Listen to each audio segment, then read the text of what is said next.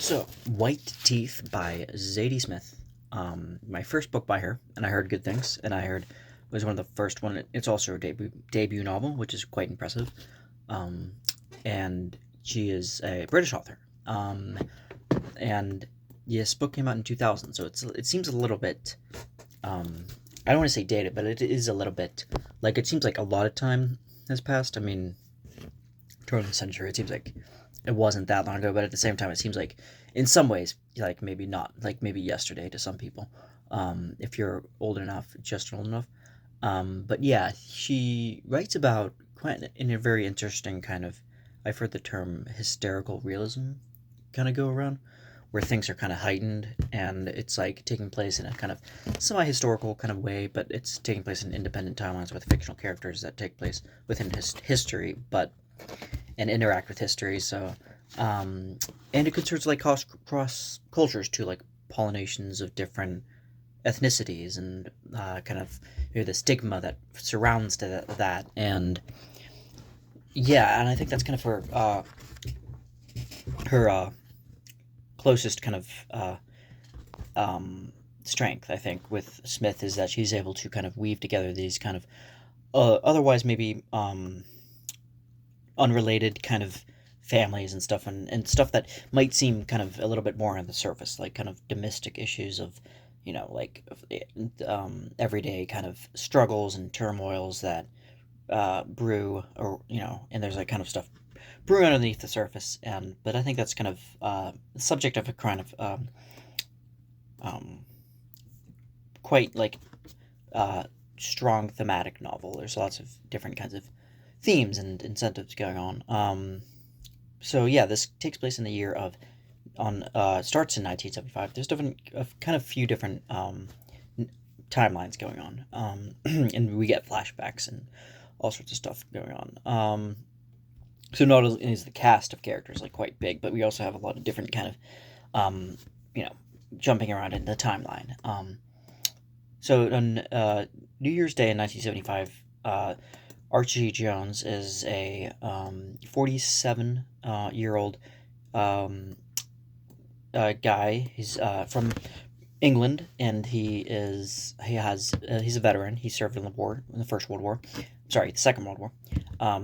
He would have been quite a young man in that too, and that was kind of a experience. And he kind of jokes around that, like, the experience was like just kind of negligible enough that nobody really cares. That if he harkens back to that, in the days that him and his friends went to serve in the war, that people don't really, bat an eye to it, or really affects them.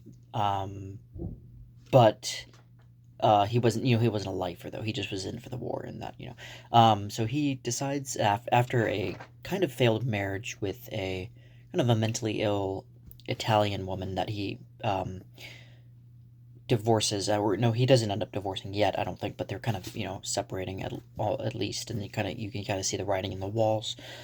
He ends up kind of well, not kind of, but straight up um, attempting to take his life by filling, gassing up his car, and he's basically waiting for there's a kind of serendipitous kind of interaction with this person that there's like a meat truck coming that kind of is makes him change his mind on a flippant kind of reason, and he's all of a sudden has like this newfound kind of zest for life.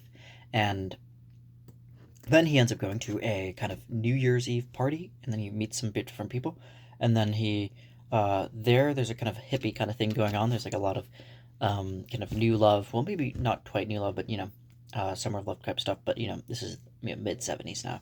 But there was kind of a hippie kind of mindset going on. He meets a young woman named Clara Bowden, who's really really young. She's like 19, and they at the bottom of some stairs, which is important because that's kind of that Zadie Smith kind of brings up later on, and that she by chance comes upon him, and they fall in love.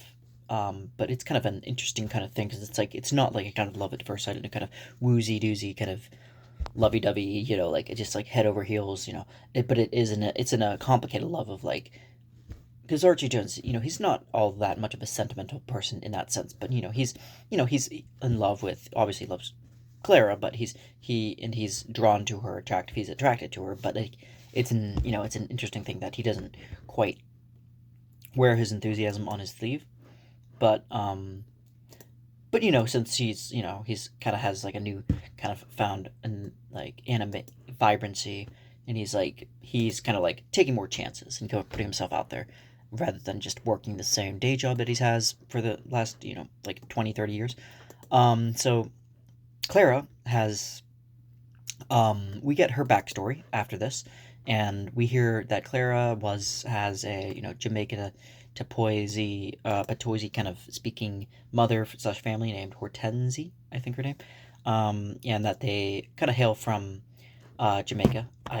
Obviously, and they are all very, very strict Jehovah's Witnesses. So her mother is like a very big, hardcore, like, yes, like, Watchtower magazines and putting out, canvassing and picketing and doing all kinds of stuff, like every which way of just like really just gung ho about it. And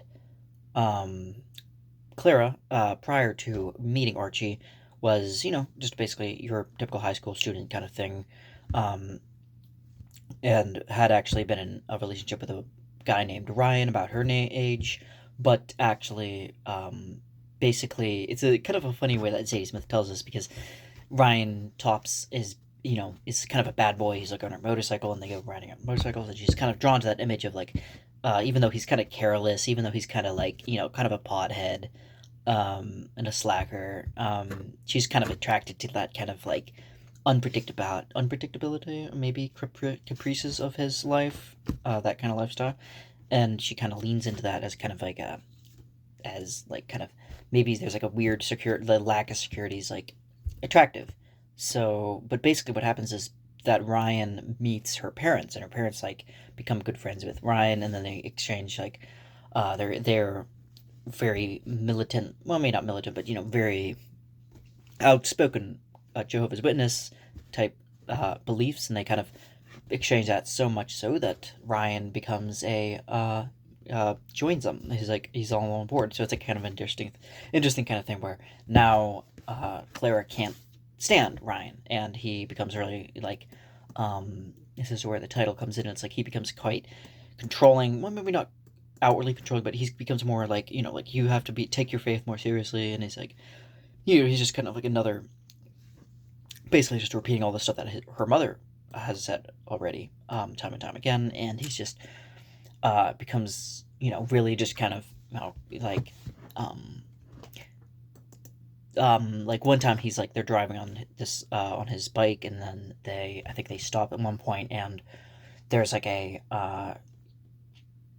he I forget what happens exactly, but there's a kind of he like drops her off somewhere, but like it's like kind of like he almost hits into another car, and then Clara comes for her, comes flying off, and then hits all her teeth off, like hits on her head on the road. I think she wasn't wearing a helmet, I'm not sure, and then all her teeth come flying out, or at least most of them. That's the impression I got. So yeah, that's kind of where the name of the title, White Teeth, is because she actually gets dentures that are like her implanted teeth, I guess, that are like a lot whiter now, and that's like kind of like this glimmering kind of youth type of thing that she has, but also kind of like this. Yeah, there's an interesting imagery to that I like. So now we hear about Archie's best friend. He's named Samad Iqbal, which is spelled Iqbal, which oddly enough they actually well, maybe not odd, but like some of the characters that say his name kind of they'll spell it out Iqbal, like this, like Ichbal, almost like in a I don't want to say denigrating, but just maybe in a sense of just kind of mocking his name, maybe, because there's a lot of kind of mocking that comes in some other way, some of it at his behest or at his own detriment, that like his own that he brings upon himself, and on other times like he's kind of like you feel bad for him genuinely, but we'll get to him. So Iqbal Samad is from Bangladesh, and he is a very, very devout Muslim. And the O'Connell's pub is like a kind of centerfold or center peace to these people. Like it's like this place that they go to that's like has a faux kind of pseudo Italian name that they all are just like they find as like the focal point of like meeting to talk about their kind of issues. And they have Mickey is a the owner who's also a Muslim, but they put up there's a whole kind of devoted kind of story to that. Smith puts in here about that as kind of like a kind of tongue in cheek kind of thing that they kind of put up all these pseudo Italian or sorry pseudo Irish kind of things, Sense O'Connell, like the names and the banner and all that. They, it's supposed to be kind of just like you're just kind of typical thing with where the emphasis is more on just kind of like beer and but food is kind of is an afterthought there. So but they still sell like fried food and stuff, and it's like a kind of thing where Mickey, I guess, owns it, and like he talks like he's like a good friends with them as well. So basically, Archie and Starmud go way back to like 1945 when they both served in a tank crew going through Europe, and they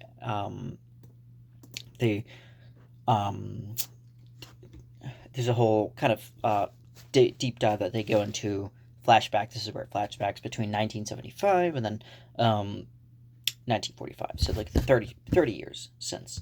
And that there is a serving there, basically, I believe, Samad kind of, came from Bengal to England, I think, as a young man.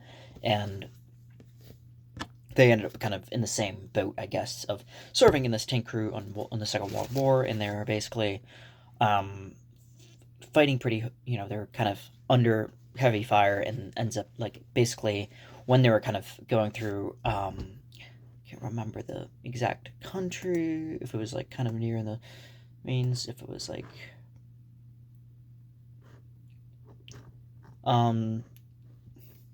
but it was like in the the last days of the war, and they basically yeah, there was a kind of in the like Saudi Arabia, kind of in the desert, and they're kind of going yeah, there's kind of this is where they kind of hit it off in a sense that they're both even though Archie is kind of like the inverse kind of opposite of what Samad is in a sense, like his own best friend is a non-believer, and they both kind of bond over certain things, and like their kind of shared experience in the war, and that there's like a lot of their own crew actually dies, like they come back I guess from like getting resources, I think, and they find out like their crew captain is like dead, and like which leaves them off the hook in a strange way, because their crew captain was also very strict and controlling, but it was also kind of like not a pretty sight, I can imagine. But yeah, there is this recurring character of this a Nazi scientist, who they call, I believe, Dr. Sick, but I think he has it's obviously a different kind of thing that they reveal later.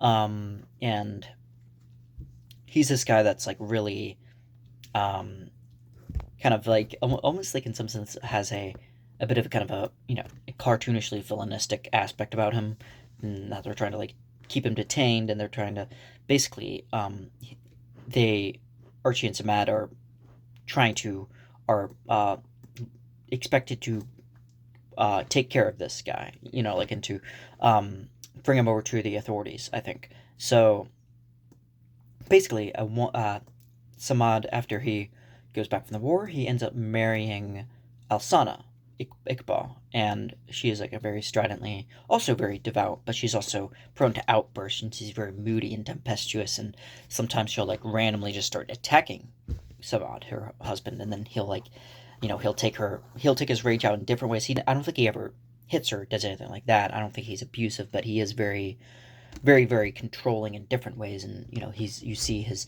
excruciatingly strong Islamic tendencies, like his tendencies towards like moral perfection, and like having to like everybody, like the status quo, like everybody around him is like being the free love, the hippie culture, like all that stuff is just anathema to him. Like he does not like it whatsoever. He's constantly tortured by the idea that he has a sexuality, that he's a man, that he has the he has the compulsion to want to pleasure himself. He wants to do all this stuff, and he wants to later on. He has like a affair with um, a school teacher named Poppy Burt Jones, and who's like a beautiful redhead, and she's very kind of has like a very like stands in for all everything that he kind of represses. Like yet even at in his 50s when this happens, like in this is like well into the 80s, like he's kept it up this long. He's kept up, I guess, the act, and he says like there's two different types of samads. There's like the way of going about it. Like no, there's the accepting of every credence, everything that Muslims stand for, and all my fathers and all other fundamentalist kind of brothers of us have stood for. And then there's a way of going kind of the more Protestant the Protestant way of going about it, which is like allowing yourself to like basically sin and ask for forgiveness later and do all that stuff. And he's like, no, that's not the way I know it. Like he keeps reminding himself, and but nevertheless, he's still he has alcohol. He goes to O'Connell's with Archie, um, and then he ends up basically sending his 10-year-old son, who he basically has twins, Millet and Majid. I believe it's Magic. I think it's pronounced Magic, but with a D, Majid, I think. So yeah, he sends him back to Bangladesh, and he hopes that he will properly be brought up and inculcated under the precepts of Islam rather than in the kind of the Western worldliness of ungodliness of uncleanly Britain. And so then basically they split off now at this point. So Majid follows that path of being astute, stout believer, and then Millet basically grows up in the streets, and he becomes like a very rebellious and kind of a ladies a man, just going around sleeping around with people, and kind of just a juvenile delinquent going around, like kind of just doing drugs and doing stuff like that, but just on the surface, and other times just kind of getting in people's face. He's a big fan of kind of like these mob movies of the 70s of like The Godfather, and he has like the poster on the wall of I think like De Niro's like, you talking to me, like he's a he's but then he also kind of hops on these kind of fads of attractive, to him at least, a traditional kind of fundamentalist kind of brotherhoods of people, which he calls keepers of the eternal and victorious Islamic nation, Kevin, which almost sounds like it could have been a real thing. So I'm pretty sure it wasn't, but that acronym Kevin shows up again and again. And I had to keep reminding myself it's not another character named Kevin. It's just the acronym of the brotherhood. But anyway, yeah, he's kind of a charismatic figure in this kind of thing. He has a bunch of other hooligan friends that hang around with him and that are also kind of deviant, it's a kind of a weird mix of like social deviance and also but like a hardcore like we love our traditional Muslim beliefs. So it's like an interesting thing that Smith addresses there, because it's something I might have seen before in real life. So right from the start, I should have clarified that the Jones, so they have a daughter named Irie, who I guess means clear and clear-eyed, I believe, that Clara chose. And basically their lives kind of interfold, and they are very close. The Iqbals and the Joneses, they both grew up, kind of coterminously, and they interact a lot with one another. Irie at one point has kind of a love, or falls for Millet, and yeah, but they kind of break it off because it's like he's like a little bit too kind of chaotic for her taste, and Irene's like a lot more kind of tempered down and thoughtful and introspective. She's quite she's like has the same kind of like sense of free spiritedness of her mother, I guess. Like this, like, no, I'm not gonna fall for that trap of like fundamentalism or this or that. So um, they are they're both they both end up also crossing paths with the Chalfins. So they are a kind of like half Catholic, half Jewish, almost kind of family that they're also kind of educated at that at a I don't know if it's Oxford or um, and they kind of like there's this kind of London kind of aspect of the I guess the that Smith is trying to address of like kind of I'm not sure like a kind of cool trends of that time that they were supposed to characterize in a sense. So they are um, basically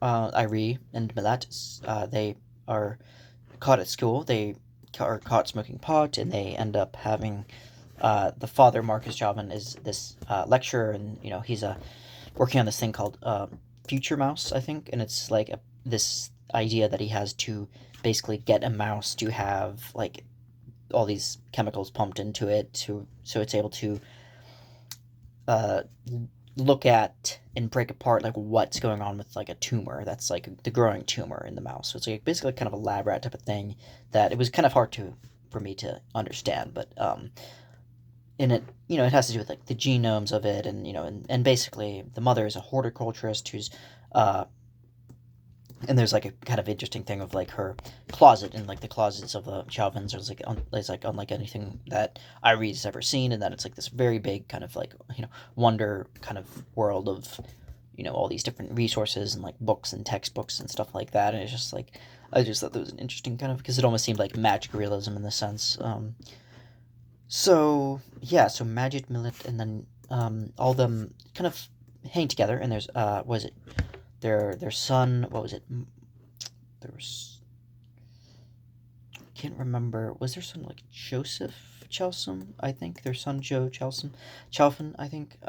So anytime you hear this word that she uses, kind of coined, is like Chalfinism. Like it's like this kind of Chalfinism, and it's like it was hard for me to kind of get that because it's like for her it's probably a very direct kind of obvious kind of thing because it's like she grew up with this kind of stuff, or she this kind of saw this kind of stuff that typifies the Londoner or the cool Londoners or stuff like that. But I would have never really thought about that as like like the kind of working class or upper middle class kind of people that I would never really kind of um, I feel like I have to go back and peel back in time to like kind of look at documentaries or like or just to read a little bit more generally on like what was going on around that time in the 70s or 80s and 90s because this takes place all the way up to 90s. And so anyway so yeah, so there's this thing. So basically Millet is ends up you know I think he ends up trying to take a kind of life of purity after. So he does eventually kind of leave those kind of wayward ideas behind, and then pursues like kind of the Kevin kind of uh, brotherhood even more, and then basically um, Iree eventually goes for Majid instead. So she ends up actually getting pregnant via him, and but since they're both identical twins, it's kind of a toss up between who's the father, and it's kind of an interesting kind of dilemma. And then so basically the story gets a little bit chaotic from here because it seems like it was all leading up to the stuff with like the future mouse and like their and basically Clara and her mother Hortense, and I'm actually kind of surprised that she would still be alive in the 90s, but I guess but yeah, so well I guess she was Clara's 19, so that makes sense. Okay. But yeah, so her mother is like kind of vehemently kind of against this the Chalfin's idea of the future mouse, and like they think it's like a kind of a something like it's against their ethical views, and they basically go there to at its kind of inception where it's meant to open up for the public. At at the institute, they basically go there to kind of what's the word?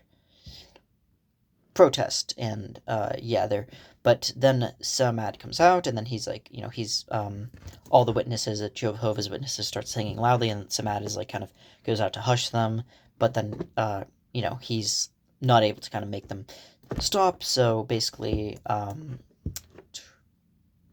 there is a one of the older scientists on the institute on the panel is named Dr. Perret, or Perret, I think, and it's none other than the exact same Dr. Sick from before. So I should have said spoiler alerts. There's major spoiler alerts.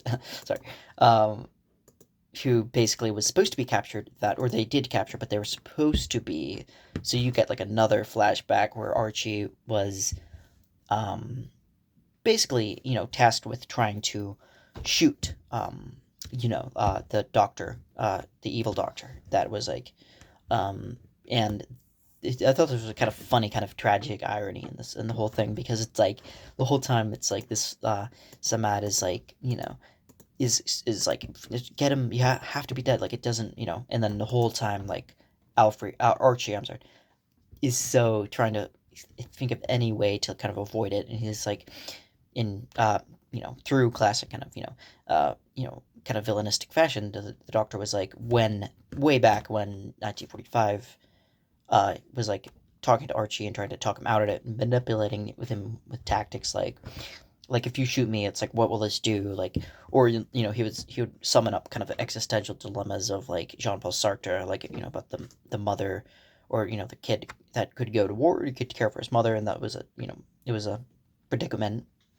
that each one was as meaningful or meaningless as the other. So, and he keeps like kind of like pointing that out, and then Archie's like, damn it, just like, I don't care about that, but about the ifs and the whys, like I just, like, I was told to do a job and I'll do it. And then, but he keeps saying that, asserting that, but then he doesn't do it. He ends up tossing a coin, and he's like, you know what, screw it, the toss up, and he goes, in another sense, goes for a different existential thing with like the absurdity, I guess, of the situation, which I thought was another interesting thing.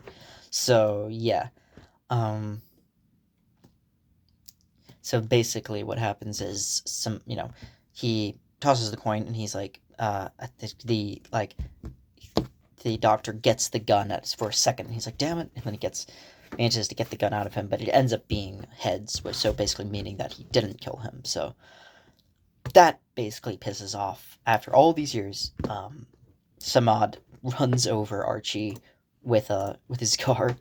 I'm not sure how I can't remember how intensely he does this, if it's like 50 miles per, I don't think so, but it was probably maybe just enough to kind of like pin him down, and like like basically Millette comes out of nowhere, gets starts like carrying with a gun pointed at the scientist up at the table, and then Archie basically jumps in front of, doesn't want Millette to be a murderer, and then jumps in front of all the people, and then takes a bullet in the thigh, and that's basically it's kind of an interesting thing that he uses later on. There's like a kind of interesting thing of like him taking the bullet out, and there's like a kind of the image kind of the motif of the mouse kind of shows up at the end of this thing, where he's like talking about like Archie's letting the mouse go, and there's a lot of different kind of interesting things going on. But yeah, that's interesting. Yeah, they're basically it's kind of like there's like different different endings that are end games, or rather, that Zadie Smith presents us with, which is basically the one that Majid and Millette are basically work community service for their and then they kind of help out Joyce with their garden, and then Joshua and Irie end up together, and as in Joshua Chalfet, and then Hortoys go to Jamaica in the year 2000, and then yeah, and then and they're still kind of confused about who's the father in that situation, and then basically Mickey, the O'Connell's pub owner, basically opens it up to women, and kind of a milestone, and then Archie and Samad finally get their wives to go to O'Connell, so that's kind of like an interesting kind of thing. So yeah, that is White Teeth by Zadie Smith. yeah, there's definitely a kind of interesting kind of historical look into things, but like with a twist, and it's kind of a emphasis and a kind of consolidated look, kind of zooming in to this very uh, it's like wide cast of characters, but it's also kind of all going in. It's all veering into kind of a similar kind of underlying, um, I guess, kind of. There's a lot of looks into kind of fundamentalism and versus individuality, community versus the individual, or and then the fact that violence kind of just breeds violence, and then Archie and um, his look for his kind of starting over, and he's trying to have a new zest for life, and then with because feeling like his life is kind of like because Clara discovers even shortly after marriage that that that Archie was pretty much kind of just I don't know how to describe it, a mediocre kind of guy that just went to work and then went to the bar, didn't really challenge himself, didn't really take himself to any heights greater than what he could afford, I guess. He basically worked kind of in the kind of equivalent of like the mailroom. Really, he just didn't really do much. So that's kind of an interesting thing that like finally Archie kind of has is able to prove himself at the end.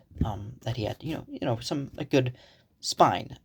He wasn't totally spine. He wasn't spineless at all.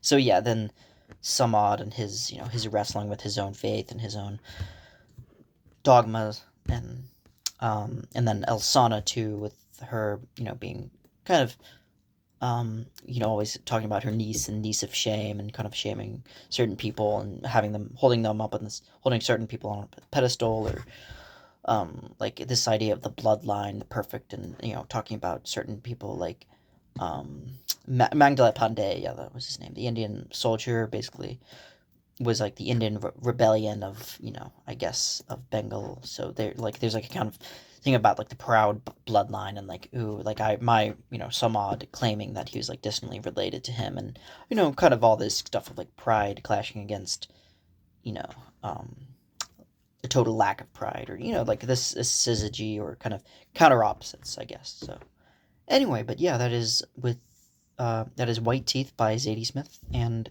thank you for watching.